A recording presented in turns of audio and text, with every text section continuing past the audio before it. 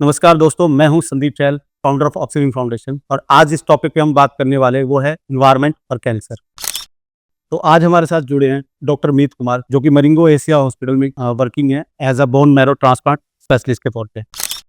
Doctor साहब, मैं आपका हमारी पॉडकास्ट में स्वागत करना चाहता हूं। धन्यवाद संदीप जहल जी। मैं सबसे पहले ये बोलना चाहता हूँ कि ये मेरा सौभाग्य है कि हम लोग आपके ऑक्सीग्रीन फाउंडेशन के साथ आपके साथ जुड़ करके ये पॉडकास्ट कर रहे हैं, क्योंकि जो आप काम आज की तारीख में कर रहे हैं एनवायरनमेंट प्रोटेक्शन के लिए, वो सच में काबिले तारीफ है। और ये मैंने कहा कि मेरा सौभाग्य है कि हम लोग आज इस पॉडकास्ट के साथ में बात कर रहे हैं, और हम लोग निश्चित रूप से कुछ ना कुछ ऐसी अच्छी बातें करेंगे जिनसे हमारे आसपास के एनवायरनमेंट को सुधारने में हम लोग कुछ अच्छी पहल कर पाएंगे।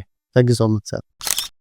सर, जैसे कि हमारे भारत देश में इन्वायरमेंट को इतनी इंपॉर्टेंस दी ही जाती है, चाहे वो वाटर पोल्यूशन हो, नॉइज पोल्यूशन हो या आपका एयर पोल्यूशन हो। तो मैं आपके थ्रू जानना चाहूंगा कि हमारे व्यूवर्स जो हमें देख रहे हैं कि कितना इंपॉर्टेंट रोल बेसिकली दोनों एक दूसरे पे कैसे डिपेंड करते हैं, इन्वायरमेंट और कैंसर। संदीप जी, मेरे को लगता है कि हम लोग जिस घड़ी में यह डिस्कशन इनिशिएट कर रहे हैं वो बिल्कुल एप्ट घड़ी है, बिल्कुल सही घड़ी है जी। उसका कारण यह है कि हम लोग तो एक कमरे में बैठ करके ये शूट कर रहे हैं, पर हम लोग कमरे से बाहर निकले, इस जगह से बाहर निकले, AQI 200 से ऊपर है। हाँ सर, बिल्कुल निश्चित रूप से 200 से ऊपर औसतन जो मैं समझता हूँ AQI आज की तारीख में गुड़गांव का होगा, वो 200 से ऊपर होगा अंदाजा। हाँ सर, ज्यादा ही है, सिर्फ इससे ज्यादा ही है। हाँ। मतलब औसतन भी अगर हम लोग बेस्ट सिनेरियो की बात करें बिल्कुल तभी 200 से ऊपर होगा।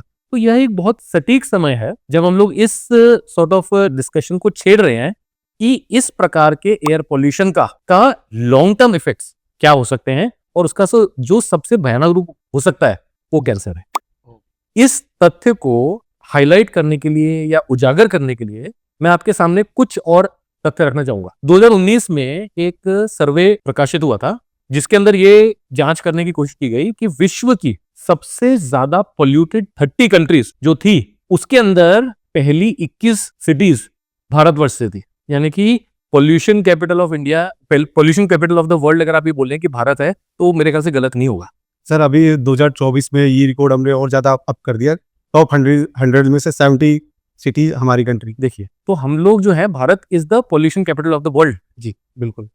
एक और तथ्य जी, जो कि प्रमाणित है, जिन शहरों के अंदर एयर पोल्यूशन की दर ज्यादा है, जिन शहरों के अंदर वाटर पोल्यूशन ज्यादा है, उन शहरों के अंदर कैंसर रिलेटेड डेथ्स ज्यादा होती है। ये प्रमाणित है। इसका जीता जाता उदाहरण दिल्ली और भिवाड़ी है, जो कि एक रिसेंट सर्वे, करीबन 1.5 साल पुराने सर्वे के अंदर ये बताया गया कि दिल्ली और भिवाड़ी में जहां पर AQI की मात्रा ज्यादा है, वहां पर कैंसर से मरने वालों की संख्या ज्यादा है जी। क्या प्रमाणित करता है ये कि कैंसर और एनवायरनमेंट का डायरेक्ट कोरिलेशन है। एक और तथ्य मैं आपके सामने इस समय पर रखना चाहूंगा जी। यह भी प्रमाणित है कि यदि हम लोग एनवायरमेंटल पोल्यूशन को कंट्रोल कर सके जी, अपने लाइफस्टाइल को मॉडिफाई कर सके इंडिविजुअल लेवल पर, कैंसर्स जो हैं 50 to 60% प्रिवेंटेबल होते हैं। इसका क्या मतलब हो गया कि एनवायरनमेंट और हमारे लाइफस्टाइल्स काफी इफेक्टिव है एक दूसरे। कैंसर को जनरेट कर रहे हैं। जी बिल्कुल। यदि 50 से 60% कैंसर को होने से ही रोका जा सकता है सिर्फ और सिर्फ एनवायरनमेंट और लाइफस्टाइल की मॉडिफिकेशन से, इसका क्या मतलब निकलता है कि डेफिनेटली कैंसर और एनवायरनमेंट आपस में पूरी तरह से रिलेटेड है, उसमें कोई दो राय नहीं है। जी सर, जैसे हमारी फाउंडेशन भी काफ़ी मेडिकल कैंप वगैरह करती है, तो हम लोग गांव वगैरह में जाते हैं, बेस लोगों से बात करते हैं, ठीक है।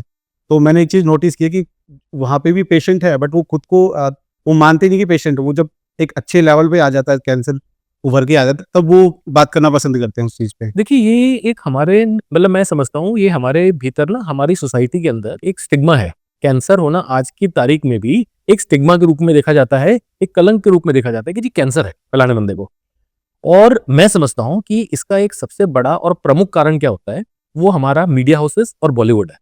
जी, मैं कई प्लेटफॉर्म्स पर ये ऑलरेडी बोल चुका हूं कि जिस भी स्टारकास्ट को उनको मतलब अनहैपनिंग उनके साथ दिखानी होती है, उन्हें वो कैंसर दिखाते हैं और उनको एक्सपायर कर देते हैं, उनको डेड घोषित कर देते हैं। जी जी, तो कैंसर एक ऐसा रूप में हाईलाइट किया जाता है कि जिसको कैंसर होना तो बचना ही नहीं है जी। तो इस वजह से हमारी जो साधारण जनता है उसके मन के अंदर भी यही धारणा बसी हुई है कि जी कैंसर होने का मतलब है बचना तो है नहीं। हम लोग मेहनत कर करके बीमारी के बारे में पता क्यों लगाए, और बीमारी किसी तरह से पता चल भी गई तो उसका इलाज क्यों कराए। और यह वाली जो प्रचलन है सबसे ज्यादा रूरल पॉपुलेशन यानी कि देहात की पॉपुलेशन है। बिल्कुल। तो यह एक सोशल स्टिग्मा के रूप में जब तक देखा जाना बंद नहीं होगा, मैं समझता हूँ तब तक हम लोग इस चीज को, सोसाइटी हमारी जो है, हमारा समाज जो है, उसको एक्सेप्ट नहीं कर सकता कि कैंसर जैसी बीमारी से लोग ठीक हो सकते हैं। 2025 में हम लोग 26 में एंटर करने वाले हैं बहुत जल्दी। मेरे ख्याल से बॉलीवुड और हॉलीवुड या जो भी हमारे मीडिया हाउसेस हैं, उनको ये चीज हाईलाइट करनी चाहिए, हमारे जितने बड़े बड़े एक्टर्स हैं उनको ये चीज हाईलाइट करनी चाहिए कि जी कैंसर तो नॉर्मल रूटीन है, उससे लोग ठीक हो सकते हैं। 70% लोग कैंसर से ठीक हो सकते हैं। जब तक ये लोग इस तरह के चीजों को नॉर्मल रूटीन में दिखाना शुरू नहीं करेंगे, ये फॉर एग्जांपल किसी भी एक्टर को, आप अमिताभ बच्चन के जो मूवी थी लिम्फोसार्कोमा ऑफ इंटेस्टाइन वाली, तब से लेकर के शुरू करके आप जितनी मर्जी से देख लें, हर किसी को, हर स्टारकास्ट को जिसको भी कैंसर हुआ, वो कुछ समय में ये दुनिया छोड़ के चला गया। हमें ये दिखाना पड़ेगा मूवीज के अंदर, बॉलीवुड के अंदर, कि जी कैंसर से लोग ठीक हो सकते हैं। तभी समाज यह मानना शुरू करेगा कि नहीं, कैंसर एक क्योरेबल डिजीज है आज की तारीख में। जी सर, जैसे कि आप इतने सारे पेशेंट वगैरह देखते हैं, तो आपको क्या डिफिकल्टीज आती है? पेशेंट्स, जैसे कैंसर पेशेंट्स आते हैं आपके पास, समझाने में किस टाइप की कुछ? देखिए, मेरे ख्याल से जैसे हमने अभी बात किया, सबसे पहली जो परेशानी है वो है, जो हम लोगों ने अभी बात किया सोशल स्टिग्मा की, उसकी वजह से लेट डायग्नोसिस। लोग जी अपनी बीमारी एक्सेप्ट नहीं करते। अपनी बीमारी ना एक्सेप्ट करने की वजह से डिलेड डायग्नोसिस होती है, और जब डिलेड डायग्नोसिस होती है तो उस डिलेड डायग्नोसिस के चलते वो अपना इस लेवल तक कैंसर पहुंच जाता है कि उस स्टेज से, एडवांस स्टेज से, उसको पूरी तरह से ठीक करने की संभावना आधी हो जाती है। तो अगर आज की तारीख में कैंसर से मैं समझता हूं कि अगर 60% लोग ठीक होते हैं, तो यही बीमारियां यदि अर्ली स्टेज में पकड़ में आने लग जाए तो हो सकते हैं 80% लोग ठीक हो जाए। स्टेजेस डिफाइन होती है, first stage, second stage. Exactly, उस स्टेज जैसे जैसे एडवांस स्टेज पर बीमारी पकड़ में आती है, उतने ठीक होने की संभावना कम हो जाती है। तो सबसे बड़ा जो रोड ब्लॉक है वो है अर्ली डायग्नोसिस। जी। दूसरा सबसे बड़ा जो रोड ब्लॉक है एक इफेक्टिव ट्रीटमेंट के लिए, वो है कॉस्ट ऑफ ट्रीटमेंट। और कॉस्ट ऑफ ट्रीटमेंट से मेरा मतलब है कि जी कैंसर की आज की तारीख में नई दवाइयां जो पुरानी कीमोथेरेपी की दवाइयां, वो तो आज की तारीख में काफी सस्ती हो चुकी है, और जो नई नई दवाइयां आ रही है, शोध की जा रही है जिनके ऊपर, वह दवाइयां आज की तारीख में भी कॉस्टली हैं। समय के साथ ये दवाइयां भी सस्ती होंगी, किंतु जब तक वो सस्ती नहीं होती हैं, कॉस्ट एक लिमिटिंग फैक्टर है, जिसमें immunotherapy, targeted therapy, bone marrow transplants, इस तरह की जो ट्रीटमेंट्स हैं, उन दवाइयों के कॉस्ट एक लिमिटिंग फैक्टर आता है। और थर्ड, मैं जो समझता हूँ कि सबसे एक इंपॉर्टेंट कारण है कि जी अगर सपोज करिए कि हम गुड़गांव में रहते हैं, गुड़गाव के अंदर यदि कैंसर का कोई मरीज है, दिल्ली के अंदर कोई कैंसर का मरीज है, वो रह तो इसी एनवायरनमेंट में रहा है, हाँ, जिस एनवायरनमेंट में उसे कैंसर हुआ है, और आपको शायद जानकर ये हैरानी हो कि एनवायरमेंटल फैक्टर्स, हम लोग एक बात ये कर रहे हैं कि कैंसर के कारण से संबंधित है। एक अच्छा तथ्य ये बताता है कि एनवायरमेंटल फैक्टर्स की वजह से कैंसर की दवाइयां ठीक से काम नहीं कर पाती।